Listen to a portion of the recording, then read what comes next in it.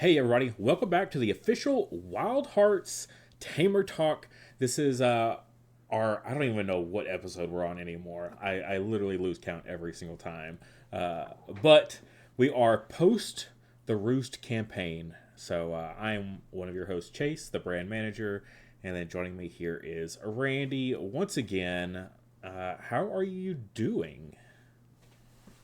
Doing pretty good. Anything Uh, new happening with you here recently? Not really, just normal life stuff. Getting excited for spring. That could not sound any more boring. But I guess boring is better than drama, I suppose. Yeah. So, for me, uh, God, we've been sick. So I don't know. It's just like a mild cold or whatever, but it's just enough to be annoying. So like everyone's got a cough and like a runny nose and stuff like that. My wife, of course, blowing it way out of proportion, acting like she's on death's door in bed. Everyone makes jokes like the memes of like, oh, when guys get sick, they're the ones like that, but it's the exact opposite in our household. So because we have the same exact sickness, our daughter got it first and then gave it to us, and I'm like, oh yeah, whatever. I gotta go get the kid from school. I gotta go record a video. It's whatever. I'm fighting the urge to cough right now, but it's fine. And she's in the back like, I can barely move. So it's pretty funny. It is funny how sicknesses affect people differently. Like I know, like in our household, I've been sick before, and like I didn't even realize I was sick. I just thought I had allergies, and then my wife will get it, and then she'll just like be dying. But Yeah. then on the flip side, like sometimes I get sick and I feel like I'm dying, and she gets it, and she's just like, "This is not that bad. I Hmm. don't know what you were going on about." It's like, hmm, I know with migraines with us, it's the exact opposite. She gets them a little bit more frequently than I do, like maybe one every 2 months or so.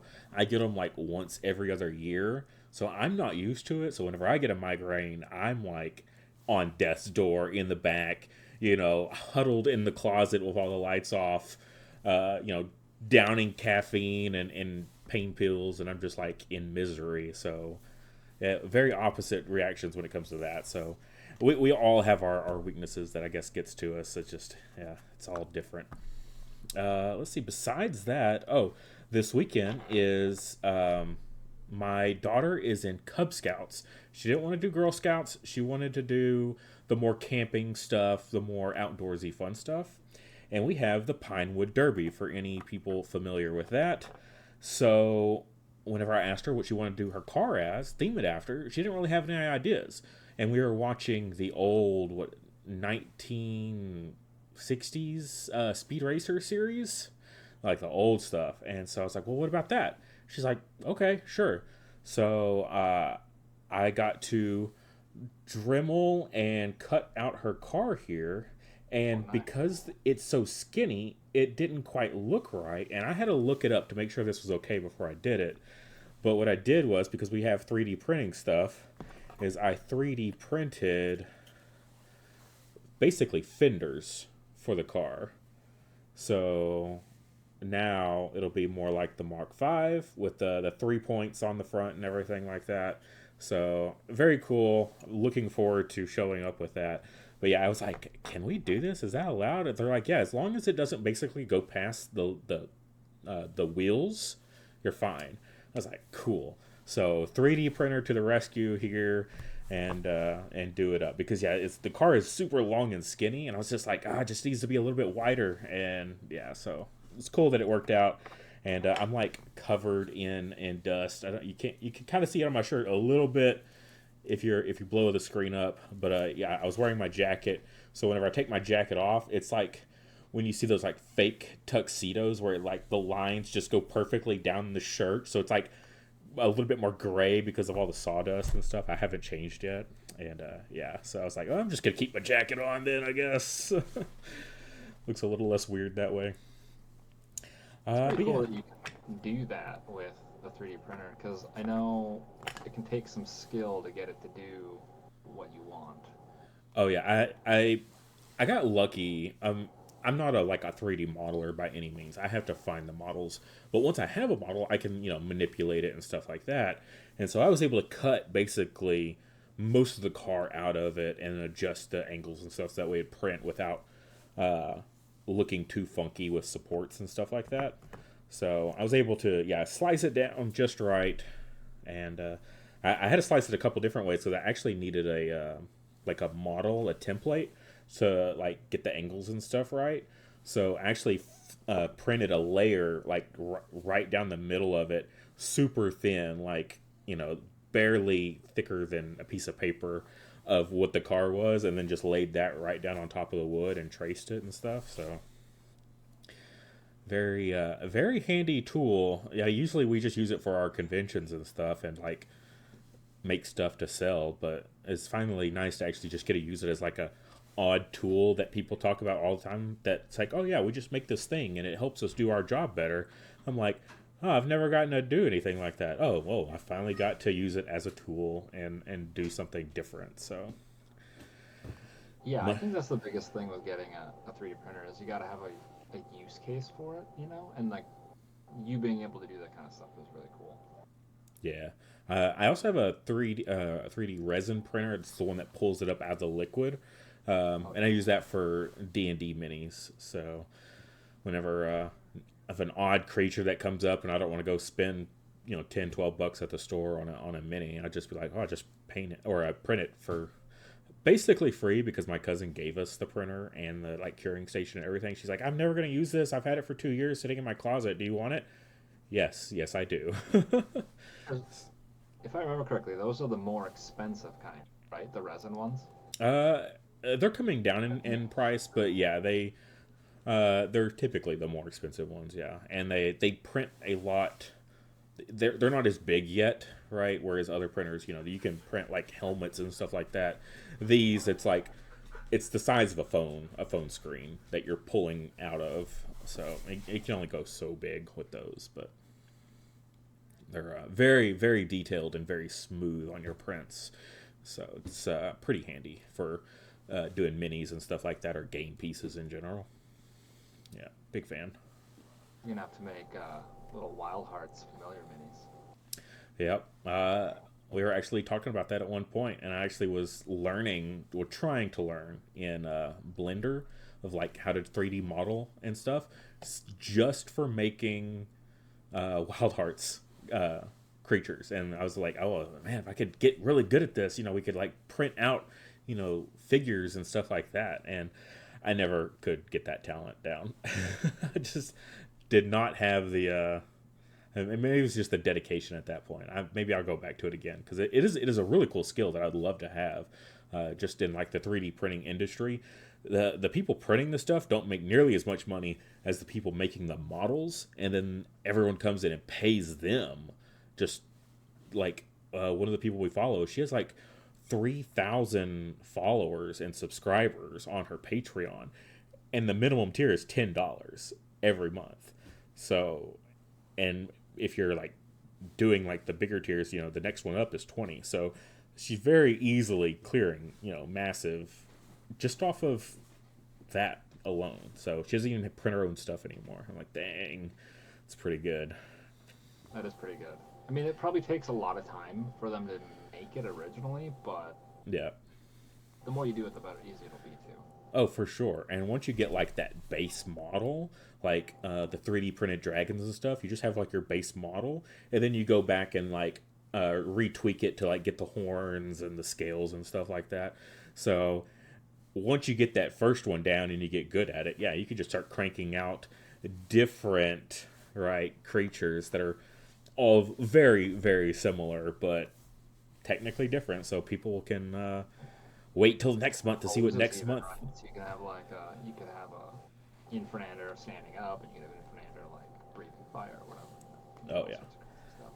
I think we were working on a tour to it first, just because it was so simple, just like the spiky shell, and then just the the legs and the head and stuff like that, just as a base. And uh, yeah, I couldn't do it, but we had one that was kind of it was decent, not anything we'd want to show anybody, but there was progress being made. You could tell what it was by looking at it. So,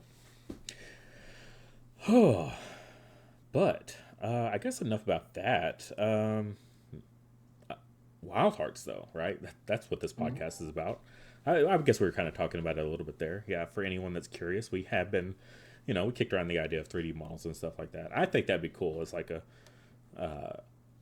tier reward and stuff in a campaign would be a 3D printed model and stuff like that. Chris does like to paint minis, so just have him painting 100 figures to send out, like all hand painted. You're Oh, gonna you get us thought? in trouble with this podcast. No, but no, Oh, I do know. So my daughter bought. There's like this little fair by our house, and they apparently you can just get 3D printers that print color ready, and then like a multi extruder, so you get all these different colors. So you might not even need to paint them. yeah, You just get all the colors for whatever you want, and it just makes the thing. yeah. Ours could do four at once, but yeah, some of them are wild.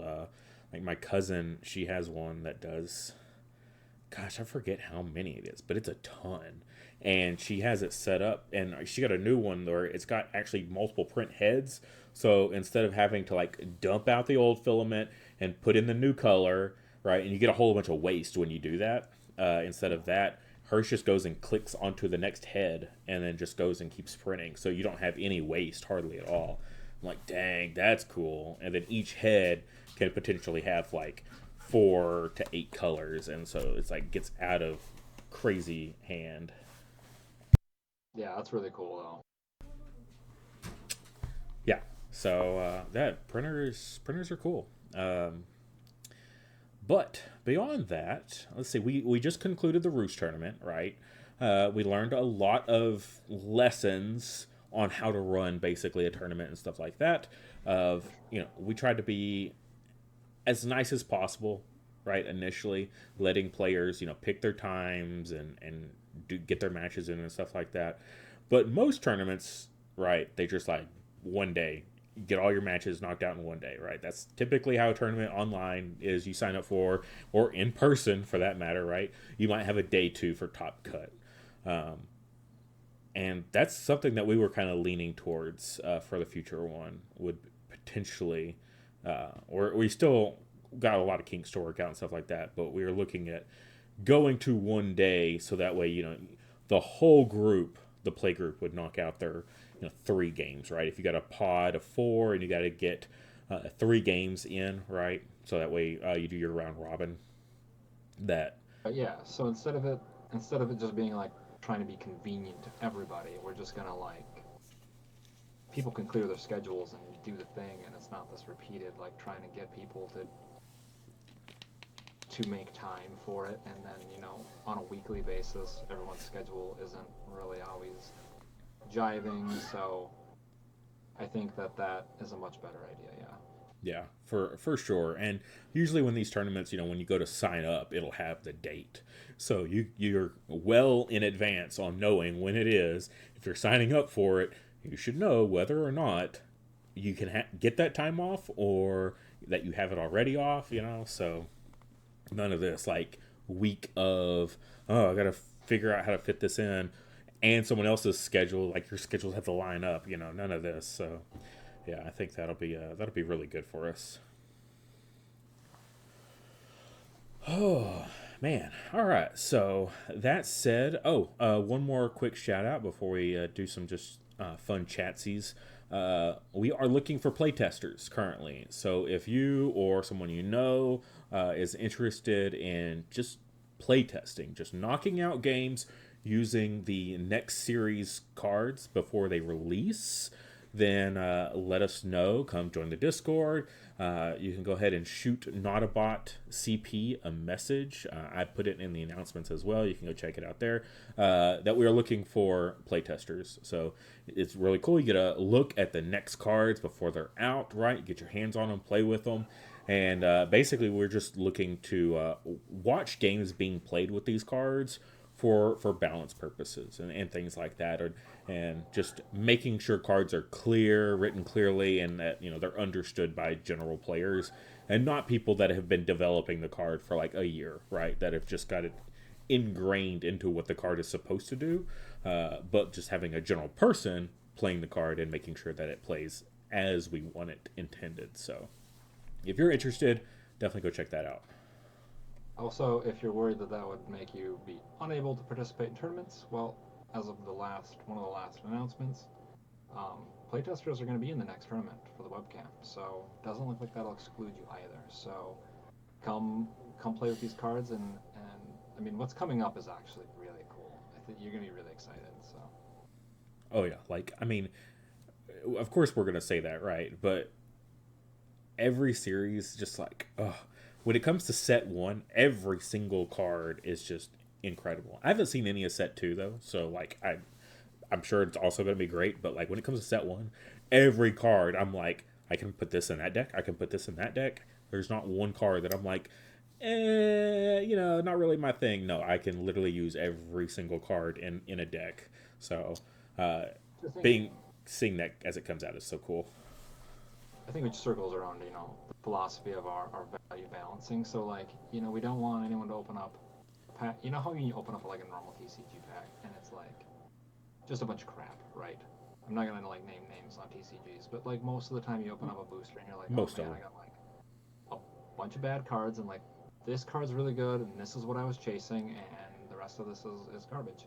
Where the design philosophy behind Wildhearts is like every card, there's no like just junk cards. So every time you get something, it might not be what you're hoping for because maybe the rare you got was for a style that you don't normally play, but it's not a bad card.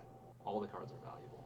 Yeah, yeah. There's no what we call chaff, right? That's just like, oh, we got to fill out a 200 card set, and we got like maybe 40 cards that are actually good and viable. Now we just got to fill it up with other stuff.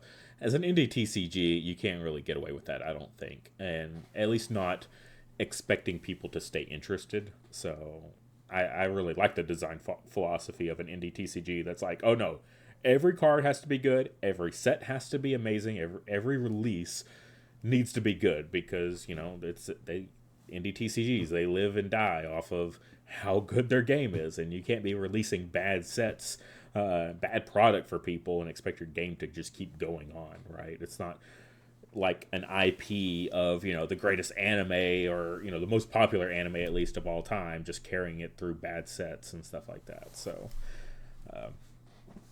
yeah, the developer's done a fantastic job for sure. I wholeheartedly believe that for sure. As a general TCG player myself, so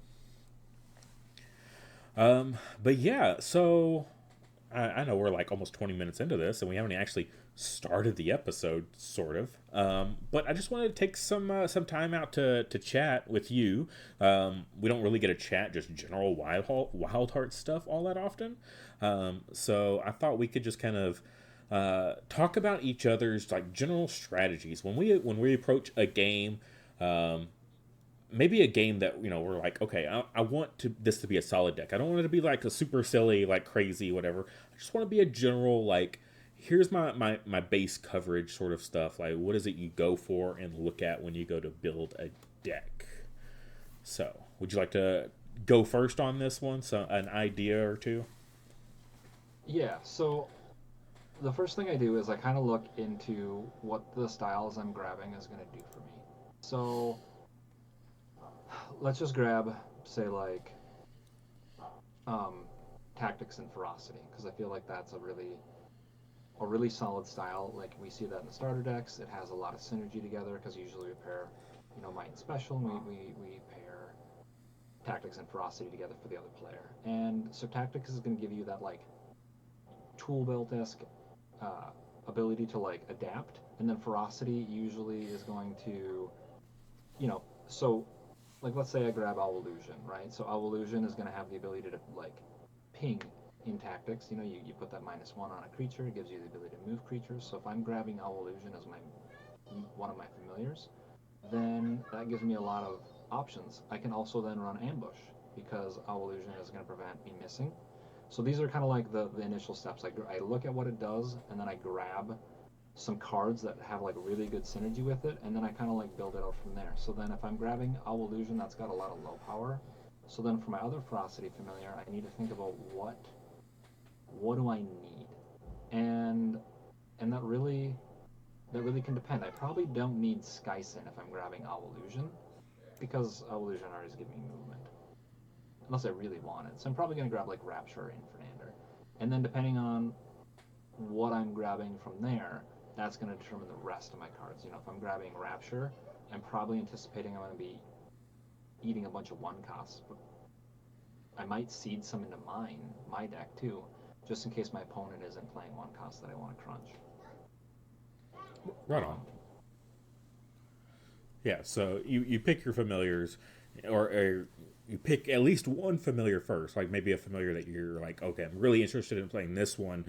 Well, whatever my second familiar is probably should kind of balance out where I'm lacking because of the other one. And like, yeah, you're saying Illusion, 3 power. So something to, and yeah, movement as well. So maybe something with a little bit more power potential, or board control potentially, like with the Rapture and stuff like that. So make up for the shortcomings of the other one. And that's just picking your 2 familiars. You haven't even started actually picking the deck necessarily from that. Just approaching that first level of deck building there. So yeah, I mean that makes sense to me. And then yeah, of course, picking when building a deck, right? You pick your familiars first, and then pick cards that support your familiars and what you're doing there. Has always been our philosophy when it comes to deck building, just in general. It typically doesn't work too well. People might not even realize, coming from other TCGs, building the deck first and then picking familiars that might synergize with the deck that you built. The familiars are there from the beginning of the game till the end of the game, right? They don't leave, they don't go anywhere. They are there round after round. They might get KO'd or sent back to the bench on one round, but you can either A, redeploy them, or B, just the next round they deploy anyways, right? So picking those familiars and then supporting those is generally the better idea of the 2 ways to approach deck building. Now, for me, one of the things, of course, after picking familiars and stuff like that, when it comes to what I want included in my deck, you already kind of hit the nail on the head on one of them, and that's movement, right?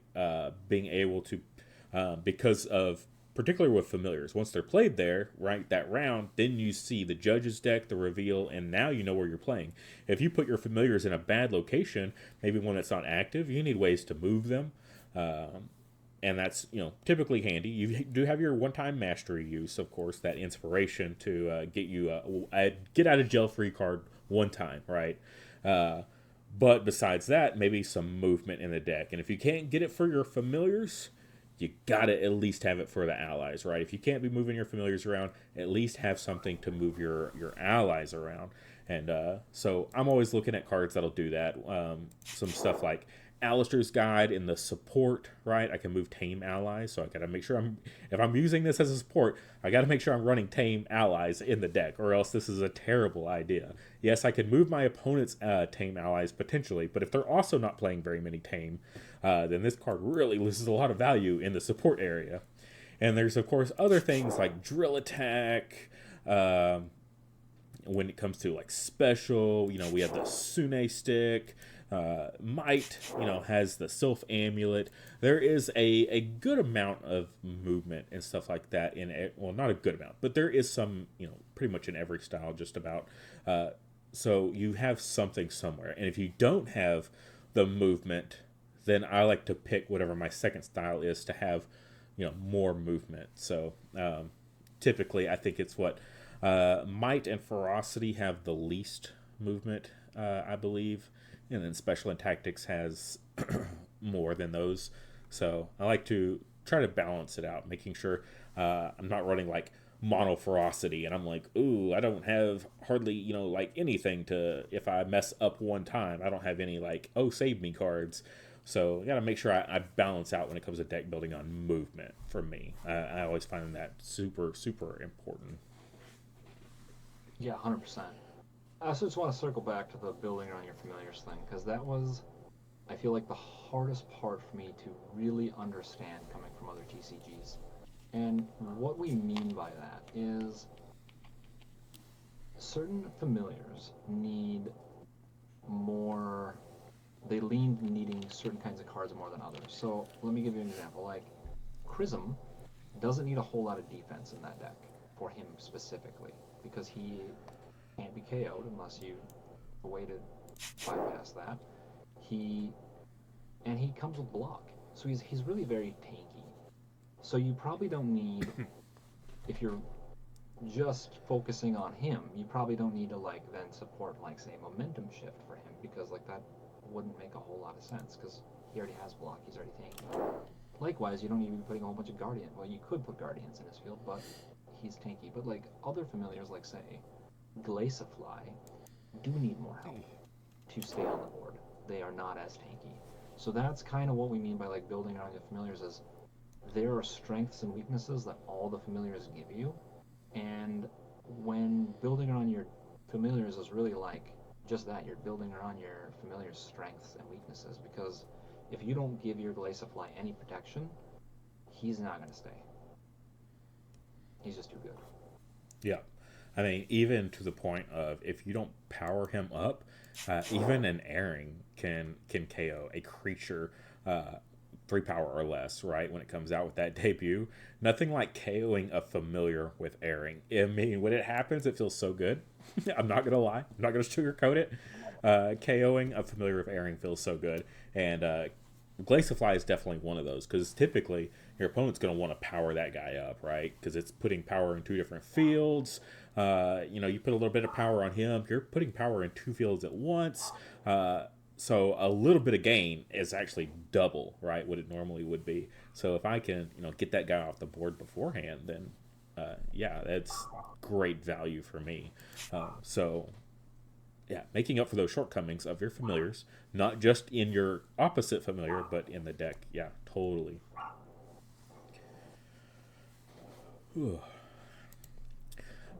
So another thing for me, after I get my movement down, is some sort of hand recursion, right?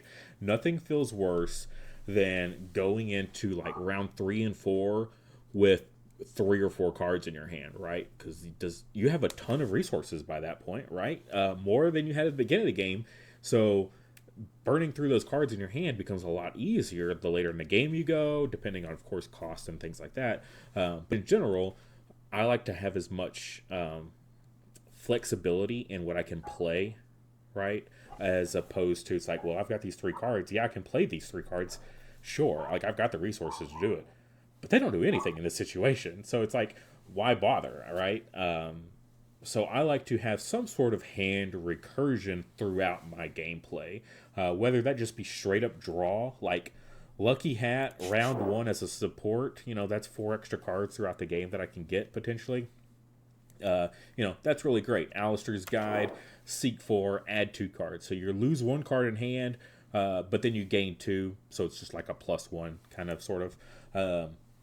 Feels, those kind of cards feel good. But it's not just necessarily draw, but you can have stuff that just recurs in general or getting more bang for your buck for 1 card. An example of what I mean off this would be like the Ballast Whistle or Ambush, right? I'm playing 1 card, but I'm getting 2 cards from the deck to make up for it. So I'm basically, blah, blah, blah, blah. I'm basically playing more cards than what I actually have available. So I'm getting all these extra cards in play off of a single use and things like that. So it kind of like saves my hand resources, so that way I'm not just burning through everything and I don't have anything by the end of the game. So whether it be draw or some sort of hand manipulation, so that way by going into the later rounds, I still have 6 or 7 cards. Another way that might not be as obvious is playing with speed. So that way you're always passing first. So you're always going to have that initiative for that bonus card, right? Drawing 3 cards at the end of the round, a lot better than drawing 2. So playing with speed, just another way to circumvent that whole idea in maybe a way that you might not have considered when deck building. Right. Yeah. Yeah, and another really good card for kind of circumventing cost too is stuff like summoning. I really enjoy summoning, building the deck around. So you're supposed to build your deck around familiars, but there's also certain other cards you can kind of build your deck around to some extent too. And I would say summoning is one of these cards where if you're putting summoning in it, you're not building the deck around it, but it is a very important consideration because you don't want to miss with summoning. Like if you're going to start drawing a 3-coster and say you get Rapture and you don't want Rapture then, that's not great. So you need to be really cognizant of how and what you're putting in your deck if you're going to use stuff like summoning. And I'd say even to some extent ambush, because you don't want to be ambushing out. Um, I mean, you can ambush out a Lady Seer, but it doesn't really feel great all the time. Or if you ambush out a Sealant at the wrong time, that can be bad too, because the movement is forced. So Right. another thing that I really take into consideration when I do this is I take kind of consideration of my cost curve. I don't want a whole bunch of zeros and I don't want a whole bunch of threes either, because if you do that, if you run all zeros, especially if you're running something like Ferocity Might, kind of going back to your point, you're going to end up in that like third and fourth round with no cards in your hand. Which, if you're running the Skyson, maybe that's your plan. But there's not a lot of draw right now in Might and Ferocity. There's what, like Giant Growth and um, the Tamer Challenge one. If you're winning 2 fields, I think. Am I missing one? I think that's it. Nope, I think that's right. So yeah, there's not a lot. So you got to really be, and Ferocity stuff. You can get rid of your cards in your hand with a lot of those cards. Like Judge's Decree gets cards out of your hand. Um, Lady Seer gets cards out of your hand. The list kind of goes on. So you gotta be really careful with that. Yes, definitely. I say ferocity is one of those that also often feels like not something you can just like windmill slam cards down left and right. It's like, oh, I'm just getting value. Like Might kind of feels like that often. It's just like, oh yeah, I just like slam down this creature. It has just a ton of power, and it's like it's hard to remove off the board. Cool. Oh, I just power up those creatures. Cool. Like pretty simple, right? You're gonna get your value no matter what you do. Ferocity is one of those. It's like, let's be a little cognizant of what we're doing here. We're discarding cards in hand. We got to be careful because we're about to get rid of any sort of chance we have in the late game. We have a really strong early game when we're just burning through resources like crazy, right? And then we get to the late game and we're like, ooh, I kind of just blew everything, and I've got my 2 cards left, right? And 3 power on Skyson is cool, but 3 power isn't going to be enough by itself to win you a whole round, right? So uh, Right. ferocity is definitely one of those. It's like, let's be cognizant of our plays and building as well. A card I've been liking including here recently is the doubling cube. It's like not only am I copying another card, so I'm essentially getting 2 cards for 1 here. So 1 coster, which is great, and then I'm seeking 3 and adding a card. So I'm not losing any card advantage in hand. I'm still staying the same, as well as I'm getting a bonus effect from a card from my discard as well. So that's one of those that's like, okay, just keep it steady. I don't want to do burn too much or anything like that, and but still staying in the game and keeping aware of what's happening. Right. And Doubling Cube actually has a lot of synergy with a couple other styles because you can end up, because that Seek 3 on it is what you don't grab just goes into your discard, which is not great. But Special has Shorafin, which lets you pull back an ally to your hand if you have it as a support. So if you end up accidentally getting rid of something you really needed, you can still pull back to hand. And then Tactics has the Owl Illusion Ally, which lets you grab um, if you accidentally discarded a Tamer card that was between two and you had to get rid of the one, you can still get that back too. So it's not. Yeah, I think Doubling Cube is a great card for that. I think Ferocity in general, like if I was to look at the styles and just kind of like, just kind of say it, I'm not like, not ironclad in this, but like Might seems like the style where other people have to react to you. Like you do the thing, you ramp up, other people have to react to you. And then the other styles are kind of different ways in how to react to that. Like Ferocity can ramp, but Ferocity has a bunch of other stuff. Tactics is gonna like maybe deny all your ramping, right? Because they're just gonna they're just gonna play something that's gonna Shaper Magic you, right, and just get rid of all your stuff or send all your stuff into your deck. So it's kind of like reaction versus something you need to react to. And I think that is maybe a consideration on how you're building your deck too. Like, do you want a deck like Notabot does this to me all the time, where he makes decks and I have to respond to it, and I don't always find the path to do so, and then I end up losing. Or some decks, you can respond to what other people do quite well, and I think that should be a consideration for how you're making your deck as well. Oh yeah. Being able, like, if you can't be, the super aggressive, I don't care what my opponent is doing, I'm just doing my own thing over here, right? If you don't have that sort of game plan, then you need to be able to have a game plan of dealing with your opponent's stuff. So some examples there would be like, uh, in special, having like the enchanters, right? It's like, oh, I'm just gonna be winning some fields off my enchantress. My enchantress is gonna get huge. I've got all these different cards that add resources for me, so my enchantress can get massive. Oh, I'll throw in a Gelsene so I can make sure my enchantress always has block, right? So then instead of using the reactive cards that special has, I'm using the more aggressive sort of, similar to might in those regards. Of course, ferocity has plenty of stuff like that. Momentum shift, stealing all the power and just juicing up our own familiars, or the support giving a familiar block. So if you like double momentum shift, support one and then play one, they can do that same sort of strategy themselves, or even not necessarily like the overall big stuff, but Mike Onaguata is an example here. Return another friendly ally in this field to your hand. A water gains power equal to the power they had, and then ongoing, when an opposing ally is KO'd in this field, gain 1 BP. So, a little bit of control there, an incentive to control, and like Fury Potion, we're just going to get big power and stuff like that. If we're not doing that route, then we got to be in the reactive route. And you talked about earlier with the Rapture being able to KO those one cost allies. Controlling the board like that. Tactics has a ton. We all know this. Adult, right? KO an ally that was played this round. They got the Shaper Magic to reset creatures and fields. They got the drill attack, bounce an ally. You can do your own or your opponent's. Hidden power? Yeah, move a friendly creature and ignore and guardian KO the opposing ally with the highest power in their field.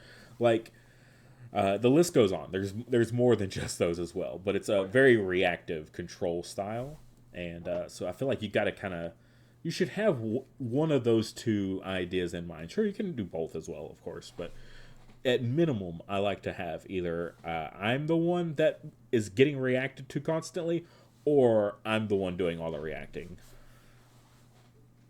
Mm-hmm. For sure, yeah. And I even say, like, you can even have a deck design in your head where it's just really just built around key mechanics too. There's familiars that assist in that. Like, the deck I had in this tournament, it was kind of a jest on shell game, right? So I had the Tornado familiar, and then I had both Tortus in Might and Ferocity, and it was just a bunch of really tanky stuff I was putting out on the board constantly, because Tortus come in with block. The Ferocity Tortu gives bonuses to other creatures with block if they have it. Ferocity gives me the ability to give my familiars block.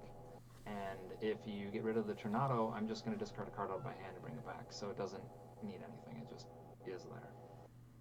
Um, so yeah, I mean, that was kind of the whole thought process that went through my head when I made that deck. It was just like, I want something that's just very inky and really kind of obnoxious to deal with um, in the tournament. So that's kind of what it was.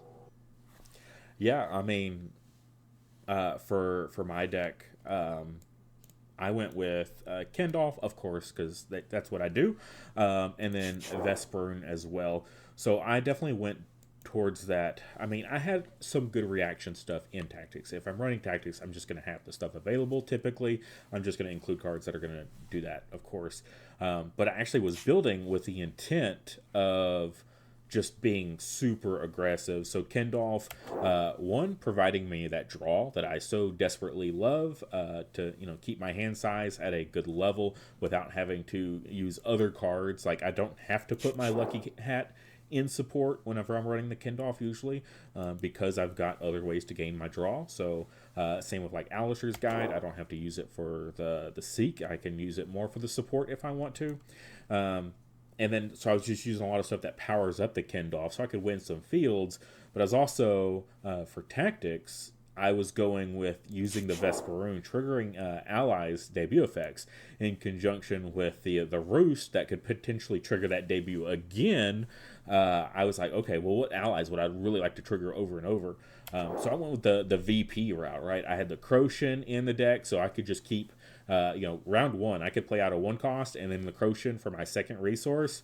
And boom, I've got my, kind of like you said, my little shell game going on here. I'm just swapping stuff around. It's just moving all over the place. And then another one was, of course, the Terpian. I'm playing Might. Usually, wherever my Might familiar is, he's often winning that field. So having a Terpian in play would get me.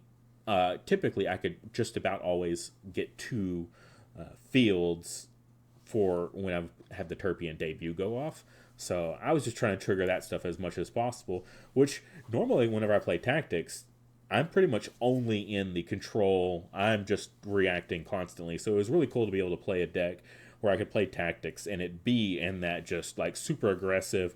I'm just triggering my stuff and just gaining VP, right? I'm not really worried about what you're doing over there. I don't have to worry about reacting because I'm so being on such an offensive combo, sort of like what I've got going on here. You really need to react to my VP scoring stuff, or else, we can just keep tying fields and splitting fields all game. But if I'm winning VP through other ways, I'm just going to gradually take the lead further and further and further. So, even a style like tactics, which is known for being a little bit more reactionary, has a way to be offensive.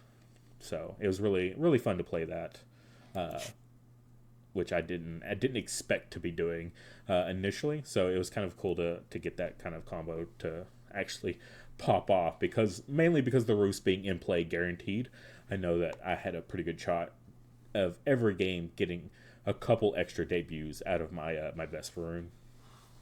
So, since the win condition for the Might Crowd Roar and Turpian are very similar, did you run both of those cards? Did you run the Might Crowd Roar? I did not, mainly because I was running the Kendolph. I didn't really need the card draw that this provided. The VP would have been nice, sure, but I just didn't feel like I needed it as much because, yeah, like I said, the Kendolph. If I had been playing any other of the Might familiars, then absolutely, I would have been playing the Crowd Roar for sure. So, I think it leads us into what I think is actually one of the most important parts, and actually, personally, the hardest part of building the deck, which is fields. This is something that I feel like can really make or break a deck, because field synergy with your familiars and what you're doing with your deck is super important, and you can't just willy-nilly grab fields. It can totally backfire on you. So I think that once you get the kind of outline of what your deck should be, you should kind of go to the fields and see what fields really work well with that. Like, during the tournament, we saw a lot of Glaciafly Craig, and I mean, I don't think that's a bad thing, but it is kind of an interesting thing, right? Because you're trying to prevent people from putting their stuff there, and then the Glaciafly is like putting its power there. It makes sense. There's some really good synergy with that.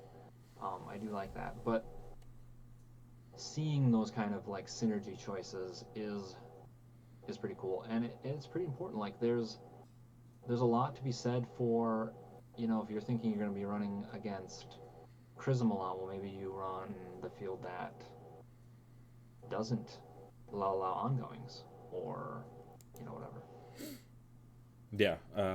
What is it? The swamp here. Non-magic creatures' ongoing effects do not have any effect in this field. So if you're you have that really magic centric deck, then something like the Arcanum Swamp is a nice include, an easy include for your deck there. An interesting one that I saw in the tournament, JJ was using Haunted Glade with Chrism. So even if the opponent never played anything to the Haunted Glade and he would put Chrism here before scoring, KO the lowest power creature here, if it was only ever Chrism, he would just ongoing reset himself, right? Because he couldn't be KO'd. I thought that was a pretty neat little interaction there. I mean, it's only a 3 VP field. I don't really like using my 8 power Chrism at base just on a 3 VP field. I typically want to put him in like, a windy plateau, something like that, right? I'm gaining a lot of VP. So I don't like to really waste him on low VP fields like that. And another one, this is even the one that's included in the starter set, and that's the Highwind Fall. The creature with the highest power here has +3 power, which is super easy to be the Chrism, of course. So, I mean, but again, it's a 3 VP field, so you feel a little conflicted on, how you want to do it. But those are really great examples of fields that complement your deck and your familiars, right? I saw someone use the Highwind Fall, the Glaciifly in the tournament, and that was something I had never considered. And I think it was a really good idea. I mean, they ended up being the added 3 VP because they were the most powerful, and then they shoved that power into other fields, which was pretty incredible. Um, it was a really, really good tactic, and that kind of goes back to building your deck around the fields, right? Like Chrism with Highwind Fall is now something that like I will probably do because that makes a ton of sense. Yep. Another one that a little bit obvious, but also not a whole lot. My problem with this one, though, Oliver's Inlet, when a creature moves to this field, they gain +1 power. If I'm playing against an opponent bringing that and Skyson, right, for that debut, Skyson and a friendly ally in this field, you move them, right? You move them to an adjacent field. And I always know that my opponent is going to go Skyson to the field that's next to it, and then they're going to slide over into Oliver's Inlet. And you could almost work that to your advantage, right? Maybe the first couple rounds you do that, right? And they're just going to be like, oh, they're going to do it again. Oh, they're going to do it again, right? But then you just stop doing it. And they're like, wait, you're not going to slide over and gain that power? I really expected that's what you're going to do, right? So you can start playing mind games with them. So maybe something that, yeah, it's a super obvious, like, duh, of course they're going to do this. And then all of a sudden you, like, surprise them with, hey, actually, I'm not going to do that. Again, it's a 3 VP field. It might be a little bit more valuable, especially late game when Ferocity, that Skyson might have its ongoing active, right, for the extra 3 power. It's now an 8 or higher, potentially, if you already gained it more power. And then you just, like, slide it over into a different field, and they're like, I was not expecting that 8 power to now be in that field. I thought it was going to be in the inlet for sure. And then you're like, yep, well, those mind games, they pay off there in those kind of regards. So same thing.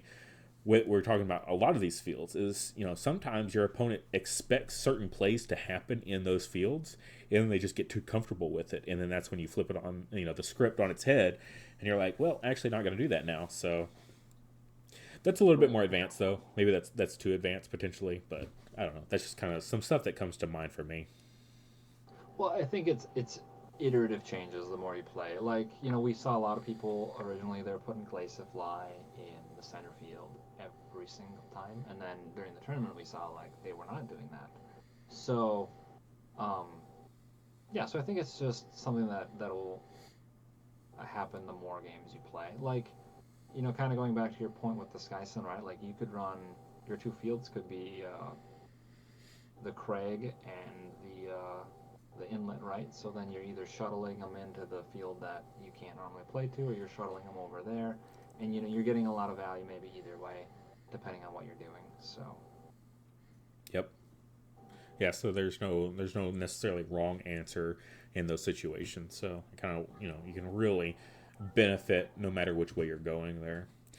Yeah, speaking of the tournament, right? Even in my live coverage of it, in the moment, I was like, man, why are they doing these plays? But often, like Sam with his Glaciifly, he was avoiding the the power minus from the Allusion as well as potentially from the Infernander. If that ongoing of discard a card because they're playing the Roost, it could very easily happen several times. And so he was just playing the Glaze to Fly on the sides, and then he would like move it into the middle, later in the round, right? So most of the resources have been spent. It's safe to put it in that field now, so he would slide it over. So when you have a lot of movement, you can be a little bit more tricky with your plays like that, and something that might be like, that's a weird thing to do, and then they're like, okay, and now I'm gonna move it, and now it's actually in the field that I actually wanted in, and I had planned on it to be the whole time. I was just buying my time until I actually needed it in that field. So Right. um, Yeah. that I think the Roost being added, it being a reward for people that participate and kind of being added into the pool, like that field is so good. I feel like I have so many decks that I want to test with it and run with it going forward, and that's kind of like, and that can be another reason that you build a deck too, is like maybe you have something you want to test, or maybe something you're really excited for, and that's kind of then you're like, this is the goal, and we're gonna build the deck for what would work well with that, and then you're still using your familiars, right? You're still using whatever familiars work really good with that field, but this is one of the fields I'm definitely going to include, and I want the synergy that goes with it. Yeah. Yeah, I mean, when we're talking about, pick fields that synergize with your familiars if you can. The Infernander has kind of been one of those cards. I'm like, well, I could just play him with whatever, right? There's no field that really synergizes like some of the other ones we're talking about. Skyson moving stuff around and whatnot. Infernander has just been kind of like, I guess I just put him in a vanilla field and just be like, okay, whatever.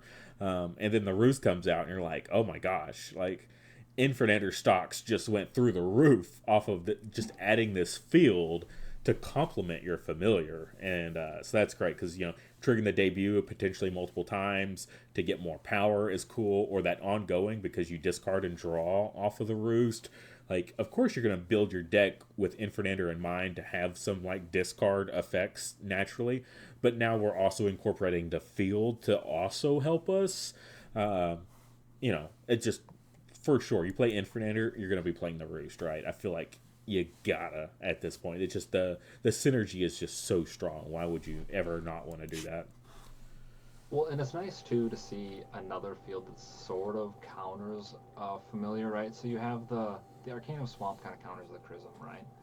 And then you have this Roost, and now, I mean, I'm not gonna say directly counters in the same way that the Arcanum Swamp counters the Chrism, but if you're putting the Trossum or the ending the Skyson on the Roost, like, and that triggers, you could end up having a bad time. Like, having way too many mirror images is a real thing, and being forced to all of a sudden move your stuff back out of there is not great either.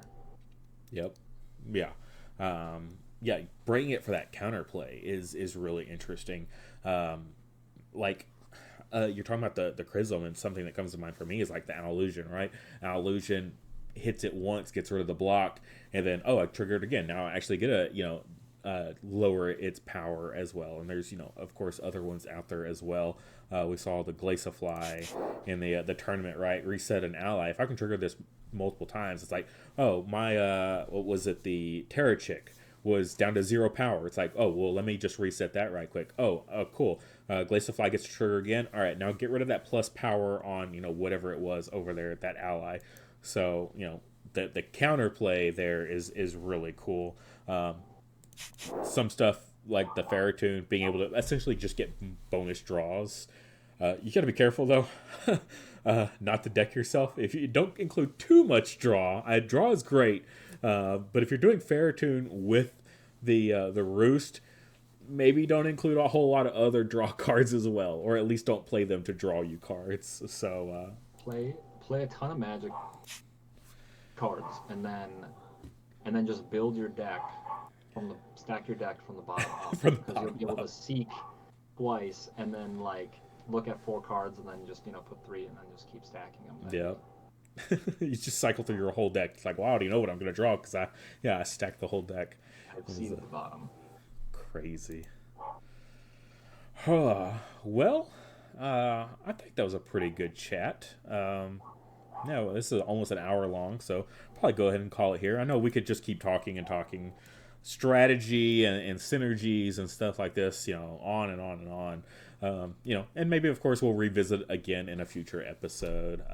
But I think this is a good place to end it here for today. Just some basic intro ideas for approaching deck building, as just a core concept rather than maybe examples. So I think it ended up being a pretty good episode.